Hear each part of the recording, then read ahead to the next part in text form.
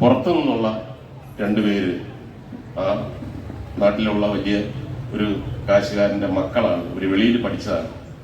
അവര് വന്ന് താമസം തുടങ്ങുന്നു, ഒരു വെക്കേഷനിൽ വരികയാണ്.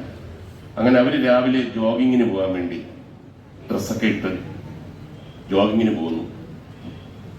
കുറച്ചുകൂടി കഴിയുമ്പോൾ അവിടെ നിന്ന് ഇവിടുന്ന് ഒക്കെ ആൾക്കാർ ഈ കുട്ടികളോട് ചോദിക്കുന്നു, എങ്ങോട്ടാ ഓടിയത്. അപ്പൊ അവർക്ക് മനസ്സിലാവുന്നില്ല. അവർ പറഞ്ഞു, ഇങ്ങോട്ടാണോ? ഇങ്ങനെ ഓടിയാൻ പറ്റത്തില്ല.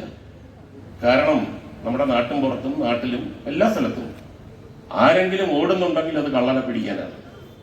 അല്ലാതെ ആരോഗ്യത്തിന് വേണ്ടി കേരളത്തിലെ മലയാളികൾ ഒന്നും ഓടാതിരുന്ന ഒരു കാലഘട്ടം അവർക്ക് തന്നെ മനസ്സിലാവുന്നില്ല. അതുകൊണ്ട് കഥയുടെ സാരമെന്ന് പറഞ്ഞു കഴിഞ്ഞാൽ കേരളത്തിൽ ഏറ്റവും ഫിറ്റായിട്ടുള്ള ആൾക്കാർ കള്ളന്മാരാണ്.